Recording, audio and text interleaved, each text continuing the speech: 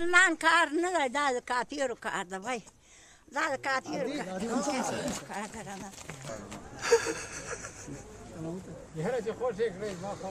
دغه ژړا او له درده ډک فریاد د هغو عمر خوړلو دی چې د داعش وسلوالې ډلې د دوی پر وړاندې ورته د بچیانو سرونه غوڅ کړل، کورونه یې ورته وسوځول او اوس ډک زړه په کنډوالو کې شپه ورځ خپل غم له ځانه سره ژاړي.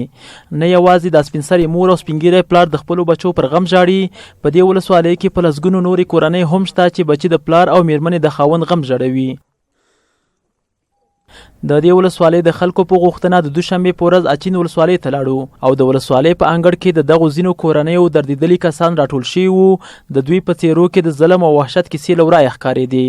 یو سپین ږیری بابا چې لکړه په لاس د خلکو په منځ کې ولاړ دی، داعشیانو د ده په مخ کې ورته د زوی سر غوڅ کړی. دی نه پوهېږي چې څنګه خپل درد راسره شریک کړي، ځکه هغه دومره ځورېدلی چې د خبرو پر ځای بس یوازې ژړا کوي.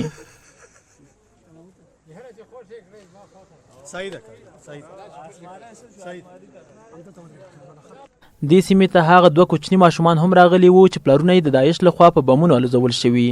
دغه ماشومان په سرو سترګو وایي هغه ویډیو مو ولیده چې زما او د ده پلار د داعشیان له څټ څخه نیسي او پر بمونو کېنوي. دوی وایي دا خلک موږ ټول پیژندل، عام او بېګناه خلک وو. داعش ولې دومره ظلمونه کوي؟ مال یې زموږ بیل و، دوکان یې زموږ چور کړی و، پلار زموږ په وخت کې نولې ولزولی و، او بیا موږ چې دلته راغلو، بیا دلته د روژه کې بیل و، او بیا چې موږ دلته راغلو ورور کره یو دا ګوډ ورور دی، نو نشته یو زه پرې مشر یم، یو دا. او چې دلته راغلو خیمه وواله نن پراته یو خوشې رغزي کې، ور هم ناروغه دی ورور هم ناروغه دی. نو حکومت هغه پوښتنه کوه، نو ولسوال پوښتنه کوه، اوس دا ولسوال راغلی چې موږ پوښتنه یې وکړه. نن پلار کام کې پاڅېدلی او نو امارات کې او نیچ کې و، او بس همدا بېګناه یې ووژله. ستا پلار سره څه وکړه؟ ولې یې وژلي وو؟ ته په تېزه ماته وغږېږه که لږ په تېزه راته خبرې وکړه.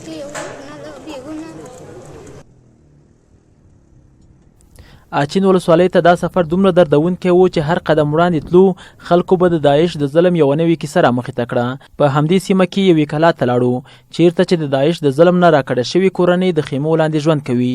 دې کلا ته د ورنوتلو سره سم یو سپین سرې مور زموږ په لور را روانه وه او له ځانه سره یې ښېراوې کولې. داسې برېښېدله چې د مورکۍ زړه ډک دی او غواړي خپل زړه د کمرې مخې ته تش کړي. دې ویل داعشیانو رانه دوه زامن بوتله، د یوه زوی یې راته سر غوڅ کړه او بل یې د پیسو په مقابل کې راخوشي کړ. بنادم وړکي رانه ونیوه او رانه بیوتله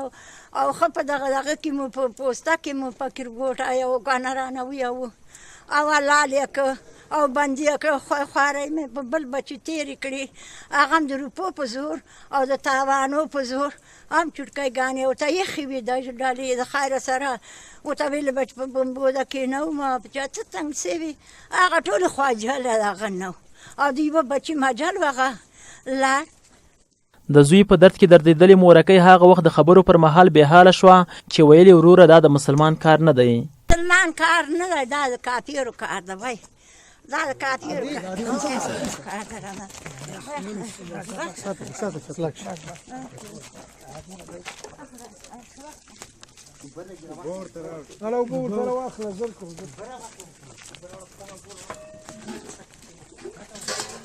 ومو غوښتل چې د دوی کلو ته لاړ شو چیرته چې د داعش وسلواله ډله فعاله ده. آیا رښتیا هم د خلکو د جنت په څیر ښکلې درې د داعش د ظلم له امله پریښي؟ د همدې موضوع د لا برسېره کولو په خاطر د عدلخیلو سیمو په لور روان شو. په دې وروستیو کې له رسنیو څخه ریپورټونه خپاره شو چې په اچین ولسوالۍ کې د داعش وسلوالې ډلې عام خلک وځورول، د هغوی کورونه وسوځول او همدارنګه بېګناه خلک یې ووژل. د دې په خاطر باندې چې دغه حقیقت تاسو ته له نږدې څخه ښکاره کړو، موږ د اچین ولسوالۍ ته راغلو. دغه سیمه چې اوس موږ پکې قرار لرو د اچین ولسوالۍ د عدلخیلو سیمه ده او هغه دره چې تاسو ته معلومیږي د پیښې او همدارنګه له هغې څخه وړاندې بیا د مامندو سیمه ده. په دغه ساحو کې د داعش وسلوالې ډلې د خلکو کورونه وسوځول او خلک دې ته مجبوره شو چې خپل کلی کور پرېږدي او نور امن سیمو ته کډه شي. هغه کسان چې د دغو ساحو څخه کډه شوي دي له نږدې نه به واورو چې په دوی باندې کوم ظلمونه ترسره شوي دي. پېښور دی، که عبدالخیل دی که باندرای دی که سونخیل دی هر یو زمونږ ورور دی او همداسې په هر یو شي یو په ما نه په هر یو شي حکومت سترګې پټې دي کډې مه میني بچي مه میني کورونه مه میني او سترګې پټې کړي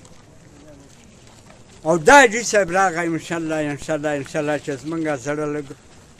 لږ څه ناڅه نیو شوی موټر یې بوته غویان یې په کروړونو غویان یې زموږ بوته وزې یې بوتې رمې اوس پرون یې ورمې وزې زموږ بیلي هره رمه 200 وه لنګې غواګانې بوتې وزې رانه بوتې میږې بوتې ماشومان یې راته حلال کړي قسم په خدای چې زموږ اوس هم مړي په کوڅو کې پراته دي نیم شته نیم نشته چا لاس شته چا پښه شته چا نشته توره کرښه به شاید چې په لنډ وخت کې به توره کرښه موږ د دایم دپاره بندو داسې به بندو چې د افغانستان 40 ولایتونو لار ده او همداسې ترانزیتي لار هم ده پاکستان دلته مالونه راځي او دې ځای نه پاکستان ته انتقالېږي دا لار به موږ تر دایمه پورې بندو تر څو زموږ ناره دولت اوري که دولت یې نه اوري موږ خپله راوځو دا یو توره کرښه ده دا به موږ بندوو که دولت زموږ غم وخوړ خو هغه دی که نه موږ به توره کرښه تر هغې بندوو دولت به پخپله مجبور شي مکلف به هلته به راشي او زموږ غم به وخوړ دا سیمې چې په ویډیو کې تاسې ولیدلې د عدلخیلو پیښه او مامند په نومونو مشهورې سیمې دي اوس هم په دې سیمو کې د داعش وسلواله ډله فعاله ده په دې ځایونو کې کورونه خالي دي د ماشومانو د لوبو پر میدانونو سپیرې خاورې پرتې دي بس یوازې د وهم او ظلم چوپتیا خوره ده د دې ولسوالۍ د پوهنې مدیر او د روغتیا برخې یوه ډاکټر راته په سیمه کې وویل چې په هغو سیمو کې چې داعشیان فعاله دي هلته ښوونځي او کلینیکونه بند دي بر تقریبا یو مامند کلینیک شډل کلینیک عدلخیلو کلینیک د باندر کلینیک دا د سیفل حال بند شوي او مریضان ټول هم یو کلینیک ته راځي نو دا خلک کوم کډوال شوي دي لاندې غنخیل ته ځي کوم ځای کې چې کوم ځای کډه ده خپلوان د مغه ته اوسېږي خو ډېر په کچه ډېر دی ځکه ډېر کډوال ته نږدې راغلي دي خپل خپلوانو سره اوسېږي نو دغه مشکل دی د خلکو تر نن ورځې پورې شپږ بابا ښوونځي چې ما مخکې یادونه وکړه د مامند په دره کې د همدغه خلکو د نشتون او د دغه وسلوالو جګړو له امله تړل شوي دي د اچین ولسوالۍ لپاره نوي ورپېژندل شوي ولسوال حاجي غالب مجاهد وویل چې د دې سیمې ولسونه د وسلوالو لخوا ډېر زیات ځورېدلي او ویل چې د ولسونو په ملاتړ به دغه ولسوالۍ له داعشیانو پاکه کړي انشاءالله دومره موږ سرحدیان لرو دلته مالی پولیس لرو ملي پولیس لرو اردو لرو ملي امنیت لرو موږ کولی شو چې د دې خلکو مقابله وکړو دا خلک هیڅ کله نه دا ګورئ دا پر په غره کې پراته دي خو دا به انشاءالله په ډېر کم وخت کې دې ته موږ تصمیم لرو چې زه راغلی یم د قانونو او د دې خلکو د قانونو د ولسونو په خوښه باندې به انشاءالله ډېر زر دې خلکو ته ماتې ورکړو او د غرونو به دا خلک لرې کړو د سپین غره په لمن کې پرته د شینوارو دره له تیرو 2 کلونو راهیسې ناامنه ده خلک وایي پخوا به په دې سیمو کې طالبان فعاله وو او د جنګ جګړو پر مهال به د سیمې خلک ځورول کېده او پر خلکو به یې وحشت خپرولو دوی وایي اوس داعشیان د ظلم زور او وحشت نوې طریقې پر ولسونو ازمایي